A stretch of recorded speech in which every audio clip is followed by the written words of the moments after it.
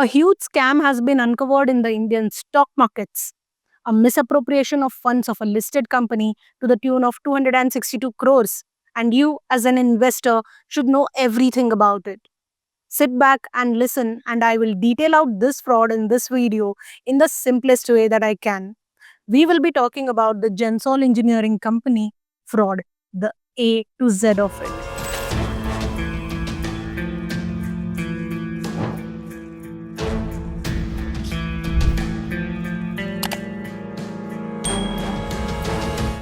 Hello, everyone, and welcome to the Fintelligent Investor channel. I'm CA Pratiksha Pai. If you are new to the channel, please subscribe to our channel to get complex finance news and topics broken down into simple tidbits for you. If you feel that my talking speed is slow, you can watch on a faster speed. The relevant timestamps are also given. Let's dive in.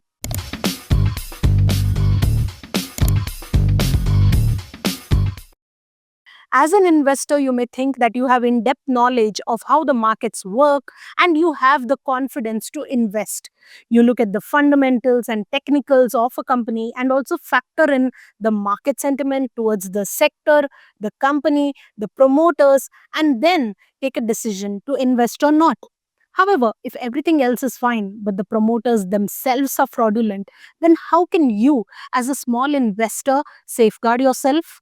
But don't worry, as we are about to see in this case, the institutions like SEBI, whose basic duty is to protect the interests of the investors, has stepped up to the situation and is doing a thorough investigation into this fraud. And not only by investigating their papers and transactions and emails, but also doing a physical investigation of their facilities and bring the wrongdoers to the hook. This is the Gensol engineering fraud case, an alleged scam involving falsification of official records, fund diversification, utilizing corporate funds for personal use, and a whole bunch of misdemeanors. The SEBI has come out with an order against three parties here: the company, that is Gensol Engineering, and its promoters Anmol Singh Jaggi and Puneet Singh Jaggi. This case will make you question a lot of issues. Are government owned lenders giving out loans without proper due diligence? Is SEBI not keeping a regular tab on the promoters of listed companies and entering the situation only at the end when only a post mortem of the situation is remaining?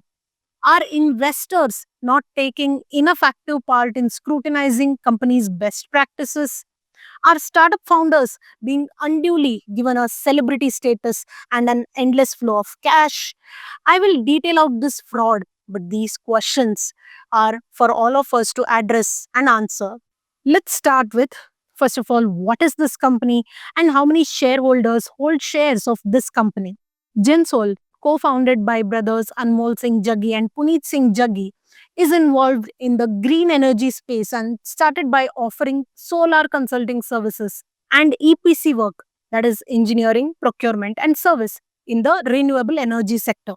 Consequently, they co-founded a company named Blue Smart, wherein they expanded into leasing electric vehicles. Basically, Gensol would purchase these EVs and lease it to Blue Smart. They also announced plans to enter into manufacturing of EVs. Here was a rising startup in the renewable energy sector with revenues of 61 crores in 2017, rising to 1,100 crores in 2024. In 2019, Gensol listed on the BSE SME platform with around 155 shareholders and then went on to list itself on the main board as well and now had around 110,000 shareholders. Once the company got listed, the two promoters, Anmol and Puneet, quietly started to reduce their stake in the company and brought it down from 70% to almost 35%, even though the company was in a high growth stage. Around the same timeline, the company also made a few defaults on their debt repayments. This caught the attention of credit rating companies. And in March this year, two credit rating companies, that is CARE and ICRA, downgraded Gensol's credit rating to D, which basically means that there are rough patches in debt repayments. Now, this could be parked as a liquidity issue, which at times is inevitable when the company is in a high growth stage.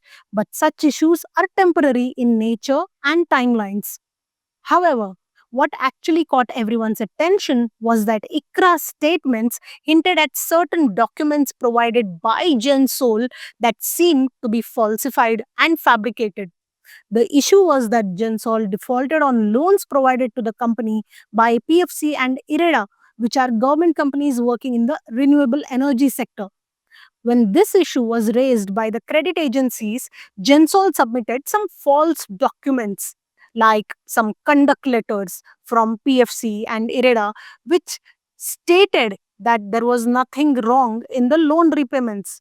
However, PFC and IREDA emailed to the credit rating agencies that they have not issued any conduct letters, and such letters provided by the company are just forged and fabricated. Now, despite a statement from Gensol that it was just a liquidity issue, a huge sell off of Gensol shares was witnessed and the stock saw a deep and steep decline. Here is where the SEBI stepped in and began its investigation, and a lot was uncovered. In addition to the findings of ICRA, SEBI had also received a complaint against Gensol in June 2024 about share price manipulation and diversion of funds. It was uncovered that the company has been making fake disclosures and lying about winning more contracts. They claimed that they had received pre orders for 30,000 of their newly launched EVs at the Bharat Mobility Global Expo in January. Mere loose agreements without any fixed price or delivery details were being portrayed as pre orders. It was also seen that loan money procured based on these falsified agreements were routed through various entities and finally directed back to either the promoters or their close relatives. Like in one case on September 2022, Gensol received the loan of around 71 crores. And 3 days later, it transferred some 93 crores to a company called Go Auto, which is an EV supplier. And immediately, this company transferred 50 crores to another company called Cap Bridge, which is again controlled by Anmol and Puneet. It was seen that money that flowed in into the promoters' accounts in this way were utilized for personal expenses, like some 43 crores were used to purchase a luxury apartment at the super luxury building Godrej Camellias at Gurgaon, a 26 lakh golf set and 17 lakh transaction at Titan retail stores, and like some 10 lakhs at a spa.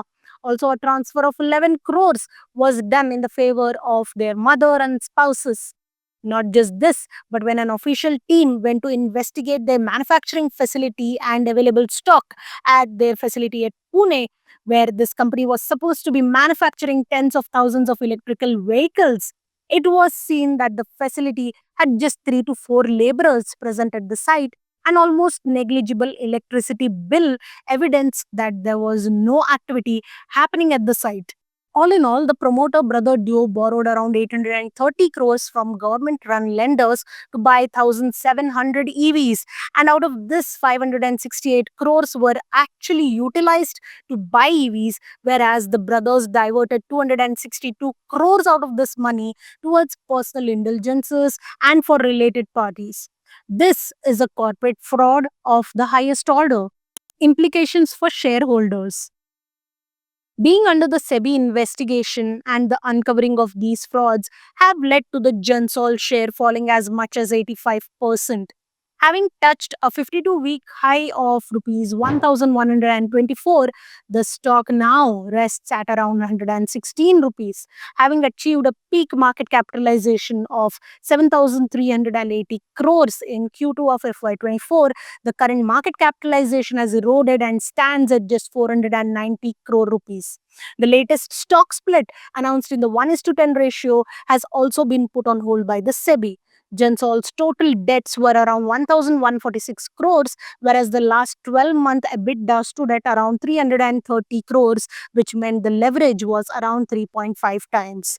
Even though the company claimed to have liquidity up to 250 crores, still it was unable to meet the debt repayment requirements. Even their divestment plans to raise over 650 crores is not on track. Further, they had claims that they will sell 2,997 EVs to Reflex for around 300 crores, but after a certain due diligence, Reflex decided not to go ahead with this transaction. Another claim was that the company claimed to sell its US arm for 350 crore rupees by March 2026, subject to approvals, but there is no further update on that as well. Also, institutions like Iredar having an exposure to the company having lent around 600 crores, of which 280 crores is debt and 320 crores of working capital loan. This is 0.8% of Iredar's loan book, which is a significant amount. Latest update, while I'm shooting this video, few more updates are trickling in on April 18th. Blue Smart Cabs has reportedly suspended operations. If you live in Delhi or Mumbai, you may have seen or used Blue Smart Cabs. It is a cab service like Ola and Uber, except that all Blue Smart Cabs are electric cars. It was better maintained and the drivers too were pretty good, and people loved this despite the fact that the costs were a bit more than Ola and Uber. However, after unearthing of this fraud, Blue Smart has suspended operations.